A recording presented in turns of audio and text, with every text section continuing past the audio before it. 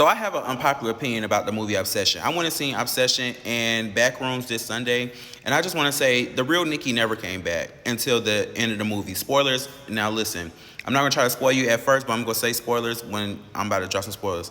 But I don't think I already just said some spoilers. But yeah, the real Nikki never came back. It was to the end when the main character committed suicide, and that's when the real Nikki came back. And I seen some theories that was talking about, is Nikki gonna between the wishes, because they were saying that the fake Nikki made the wish for her and Nick. I believe was the main character named Nick. Well, for the main character to be together, so that means Nikki still, the original Nikki still had her own wish. So the police or whatnot, or all the deaths, she can wish to go back to the moment that they never did all this stuff. So let's just go ahead and do a deep dive really quickly. So this movie is Obsession. The director was Curry Barker. The writer was Curry Barker. It was about an hour and 49 minutes. The budget for this movie was $750,000 to $1 million. The film became a surprise horror hit, grossing well over $100 million. And reportedly, it was reported as reaching apparently several hundred million worldwide, depending on reporting sources. Backrooms and Obsession. I think Obsession is still in the lead, right, for the most money that it made this year, being one of the biggest films of 2026, along with Backrooms and Scary Movie. The main cast is Mike. So the main protagonist that I was talking about is Bear. Okay, I think his name was like Baron or something like that. But the main cast is Michael Johnston, who played Bear, Indy Navarrete, who played Nikki Freeman, Cooper Tomlinson, who played Ian, Megan Lawless, who played Sarah, and Annie Richter that played Carter. And I just want to say, if my best friend, I don't care. I feel like Ian knew that Bear was telling the truth when he said that these wishes are real, because you had enough evidence in order to see that he was telling the truth, because you kept saying, oh, Nikki is acting weird, Nikki is acting weird. But I feel like one of the reasons that he blew that wish by $1 million is because he knew that he was sleeping around with Nikki in the beginning, and he wanted to get his get back. Even though he tried to say, oh, this is your reason that you got Nikki on the string like this is because you knew that I was messing around with her, which was one of the biggest plot twists. But the girl who was sitting next to me, she knew that Nikki was messing around with Ian at the beginning of the movie, which I didn't know that. She clocked that, so she clocked that, and I clocked that when Nikki was in her obsessed version or whatnot. I knew she had put that cat in that sandwich, because I watched enough horror movies to know that, you know, that's what they do in like horror movies. That's what the monsters do. So the plot is basically Bear has secretly loved his best friend, or has an obsession with his best friend Nikki for years, unable to confess his feelings. He uses a supernatural object called the One Wish Willow and wishes for Nikki to love him more than anyone else in the world. The wish comes true, but not in the way that he imagined. Nikki's affection becomes excessive, violent, and increasingly supernatural as Bear realizes that he may have destroyed the very person he claimed to love, and that he did. My favorite moment from this movie when she was like, when they was at the top, and she was like, no, no, no, no, no, no, and they repeated that kind of like action. I don't know the word right now, the phrase, what that's called, but they repeated that action over and over again, whether she was saying yes or whether she was saying no. But however, I do want to pick out one of the most scariest moments to me that a lot of people wasn't scared, was when Bear was laying down in the bed and he was sleeping, and he got up and Nikki was on the wall, like she was kind of painted, you know, onto the wall, and she was watching him sleep. She was like, go back to bed.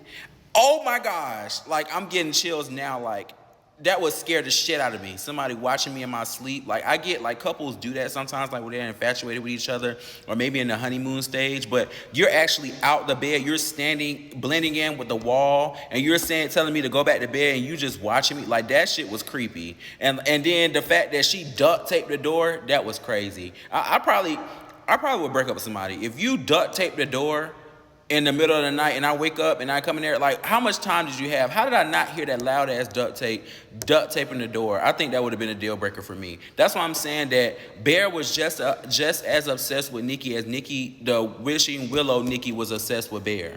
But I want to give my flowers. I want to give flowers to all the cast, but specifically Indy Navarrete as Nikki. I want to give her all the Oscars, all the Emmys, all the Tonys, give her every award that she can find. Her performance was one of the best I've seen in a while. Like, the way that she switched from the beginning of the movie of being such a sweet, well, not even just a sweet person, because even when they show her at the beginning of the movie about the bar, like the character transition, like we was only maybe, it was less than maybe 20-30 minutes in the movie, and that's what I can say about this movie. Like, it jumped straight into the action.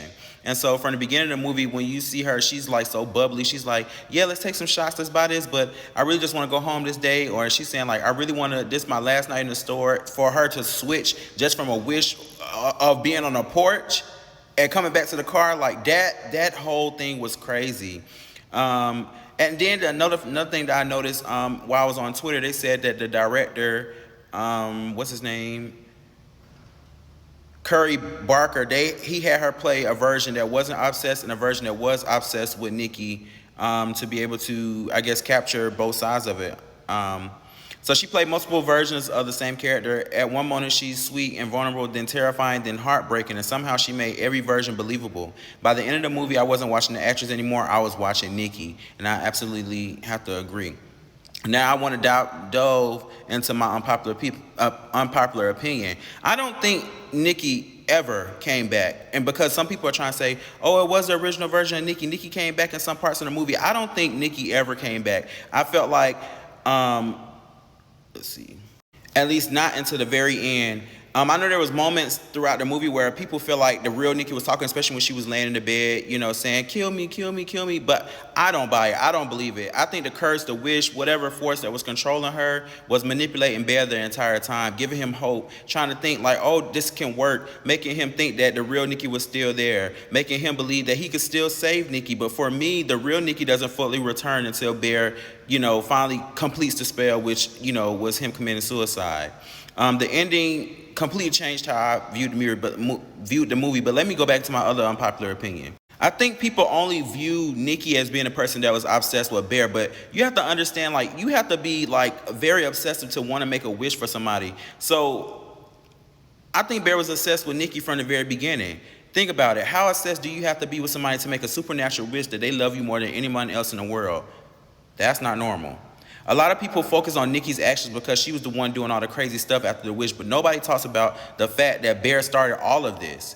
Even after seeing the red flags, even after seeing things get worse, even after realizing that this relationship was unhealthy, and he kept holding on. In real life, most people would have left before things got as bad as they did. Okay? So for me, Bear's obsession was just as important as Nikki's, and I don't think a lot of people are paying attention to that. Another thing that I think is going unnoticed is when Nikki basically gives Bear an opportunity to express his feelings in the beginning of the movie, and she asks him, is there anything that you want to say? And he just responds by saying, I think we're friends.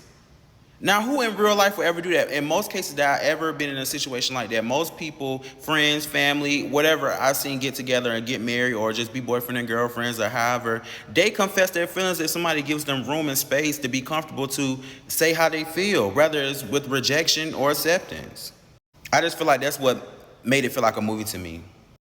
Overall, I feel like Obsession is one of the most entertaining horror movies I've seen in 2026. It had great pacing, great performances, great tension, and one of the best performances came from Indy Navarrete. But I do think Sarah was just at the wrong place at the wrong time. R.I.P. Sarah, and I wish she would have been able to get her wish by going off to that school of the arts. But I want to know your opinion. Do you think Nikki was obsessed with Bear, or was Bear obsessed with Nikki from the very beginning? I want to know in the comments.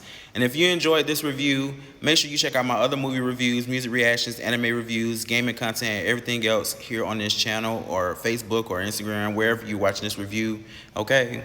Make sure to like this video, hype this video, subscribe, follow. Okay, leave a purple heart in the comments, okay? Because over here we show love. So that's all for me right now. Bye for now. I'll see you in the next video.